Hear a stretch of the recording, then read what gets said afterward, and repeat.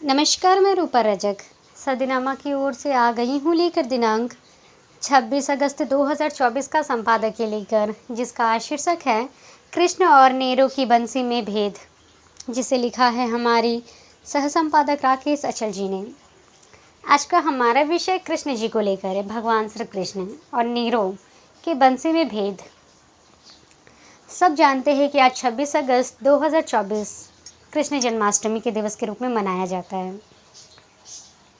आपको यकीन हो या ना हो, लेकिन मुरली या बंसी या बांसुरी हमारे मोहन से भी पुरानी है। असली सनातन तो बांसुरी ही है, कृष्ण से भी पुरानी और नीरू से भी पुरानी।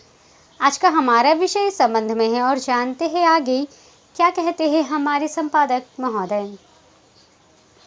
आज और कल पूरा देश योगी राज भगवान श्री कृष्ण का 5251वां जन्मदिन मना रहा है। भगवान कृष्ण कहे या लीलाधार कहे या गोपाल, इससे कोई फर्क नहीं पड़ता। कृष्ण को उनके भक्त किसी भी नाम से पुकार सकते हैं। उनके एक दो नहीं, पूरे 108 नाम हैं, लेकिन मुझे उनका मुरलीधर नाम सबसे प्रिय लगता है। बिना मुरली के कृष्ण को स्वीकार करना बहुत कठिन है। मुरली और कृष्ण एक दूसरे के पर्याय हैं। उनकी मुरली कहे या बांसुरी या बंसी सबसे अलग ढंग से बजती हैं। आपको यकीन हो या ना हो, लेकिन मुरली या बंसी या बांसुरी हमारे मोहन से भी पुरानी है। असली सनातन तो बांसुरी ही है, कृष्ण से भी पुरानी और नीरू से भी पुरानी। ज्ञान कहता है कि बांसुरी 43,000 साल पुरानी है। दावा किया जाता है कि 2008 में जर्मनी के उल्म के पास होहल फिल्म गुहा में एक और कम से कम 35,000 साल पुरानी बांसुरी पाई गई होगी। हमें बांसुरी की उम्र से क्या लेना देना। हम तो अपने मोहन की बांसुरी के दीवाने हैं और बांसुरी मोहन की दीवानी। मोहन की बांसुरी नीरू की बांसुरी से अलग है। बांसुरी प्रेम होने के बावजूद नीरू को दुनिया में वो सम्मान हासिल नहीं हुआ जो हमारे मोहन को हुआ। नीरू उस समय बांसुरी बजाता रहा जब पूरा रोम धू धू कर जल रहा था, अर्थात नीरू एक लापरवाह शासक था। लेकिन कृष्ण ने हर समय बांसुरी बजाकर अपने रोम वृक्ष की रक्षा की, रोम ब्रिज की रक्षा की। न केवल अपनी रियाया को बचाया, बल्कि अपने गोवंश को भी बचाया। कृष्ण एक संरक्षक भी है और मित्र भी, कूटनीतिज्ञ भी है, योद्धा भी। वे सब कुछ नहीं है सिवाय नीरू के। कृष्ण होना अलग बात है और नीरू का होना अलग बात। कृष्ण बार बार अवतरित नहीं होते, लेकिन नीरे हर बार देश में, हर कालखंड में पैदा होते रहते हैं। आज भी जगह जगह रोम जल रहा है और जगह जगह नीर बंसी बजा रहे हैं। मणिपुर से लेकर यूक्रेन तक, इजराइल से लेकर फिलिस्तीन तक सब कुछ जलता नजर आ रहा है। कृष्ण को समझना और नीरू को समझना अलग अलग विषय हैं। कृष्ण अनंत है, अनादि है, लेकिन नीरू न अंत है और न अनादि। नीरू का कालखंड समिति है और सीमित।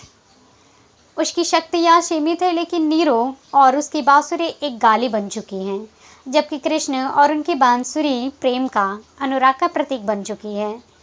बांसुरी की बांसुरी पुलकित करती है कृष्ण की बांसुरी, और नीरू की बांसुरी वितृष्णा पैदा करती हैं। दरअसल नीरू और कृष्ण की कोई तुलना है ही नहीं, किंतु दोनों की बांसुरी ने मुझे कृष्ण के साथ नीरू का जिक्र करने को विवश कर दिया। हमने छात्र जीवन में पढ़ा था कि जब रोम जल रहा था तो नीरू सुख और चैन की बांसुरी बजा रहा था। यह कहावत रोमन सम्राट नीरू के बारे में मशहूर है। नीरू पर रोम में आग लगवाने का आरोप भी लगाया जाता और कहा जाता है कि उसने जानबूझकर ऐसा किया। नीरू को इतिहास के एक ऐसे क्रूर शासक के रूप में जाना जाता है जिसने अपनी माँ, सौतेले भाइयों और पत्नियों की हत्या कराई थी और अपने दरबार में मौजूद किन्नरों से शादियाँ की थी। यानी नीरू कृष्ण की मामा कंस से मिलता जुलता है, कृष्ण से नहीं। कलिकाल में भी कृष्ण और उनके प्रेमियों की कमी नहीं है, लेकिन वे सबके शब्द कृष्ण को ढंग से जानते नहीं। कोई उन्हें अहिर कहता है तो कोई यादव, लेकिन वे छछिया भर छाछ पर नाचने वाले कृष्ण हैं। उन्हें नाचने वाले अहिर की चौहरिया ही नहीं बल्कि मेवाड़ के राजपूत मीरा भी और गरीब सुदामा सूरदास भी कृष्ण भक्तों के भक्त हैं।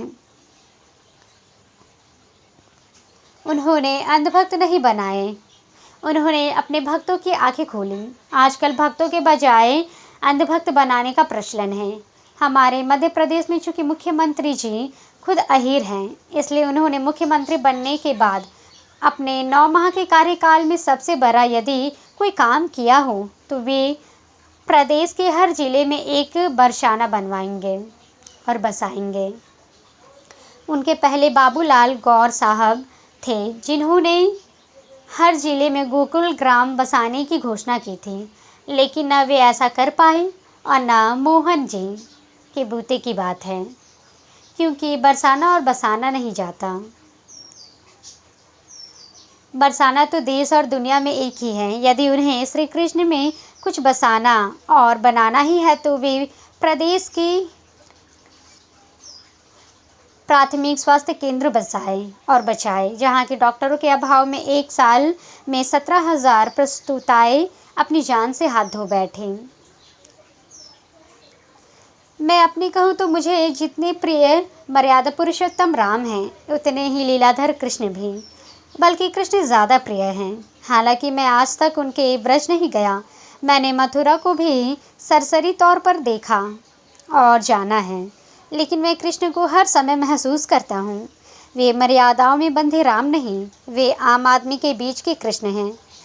वे चरवाहे भी नहीं और नर्तक भी नहीं।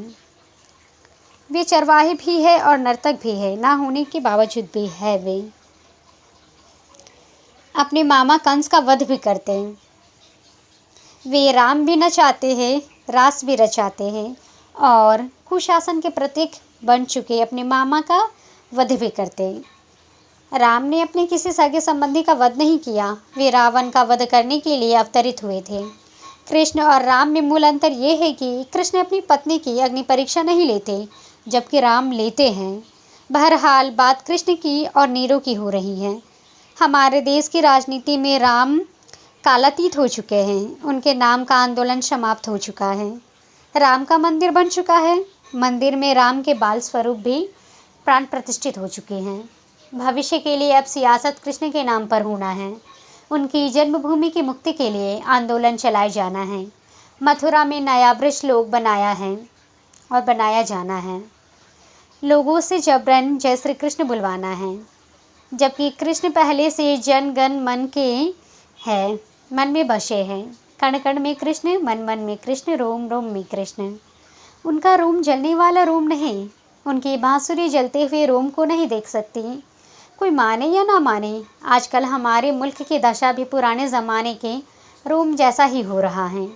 हमारे रोम के अनेक हिस्सों में आग लगी हुई है, लेकिन हमारा नीरो अपनी बांसुरी बजा रही है। उसकी बांसुरी चुनावी शंखनाद में भी बजती है और जब चुनाव ना भी हो तो भी बजती है। भारत को आज भी कृष्ण की आवश्यकता है, नीरो की नहीं। कृष्ण का बताया रास्ता ही हमें और हमारे समाज को सही सम्मान दे सकता है। कृष्ण के ज़माने में हिंदू मुसलमान का विवाद नहीं था। उस समय भी यदि मुसलमान रहे होते तो वे भी रस खान की तरह कृष्ण के दीवाने होते, क्योंकि कृष्ण तो दीवानगी का ही दूसरा नाम है। वे सिर्फ और सिर्फ प्रेम करते हैं, घृणा नहीं। कृष्ण के शब्दकोश में घृणा नाम कोई आता ही नहीं है। ये गैर कृष्ण वेदों के शब्दकोश का शब्द है। घृणा तो राम के शब्दकोश में भी नहीं है, किंतु राम भक्तों के मन में घृणा भरे हुए हैं। वे देश की 20% आबादी को अपना मानते ही नहीं। बहरहाल मेरो तो गिरधर गोपाल दूसरो न कोई, जाके शिर मोर मुकुट मेरो पति सोई है। मैं किसी और को मानता ही नहीं, कोई दल हो, कोई नेता हो। यदि वो सत्ता प्रतिष्ठान पर बैठकर नीरो बनेगा तो हम उसकी बांसुरी बजने नहीं देंगे, ये हमारा वादा है। जय श्री कृष्ण। तो ये था दोस्तों हमारा आज का संपादकीय। कल फिर लौटेंगे एक नए विषय, एक नए संपादकीय के साथ। तब तक के लिए नमस्कार।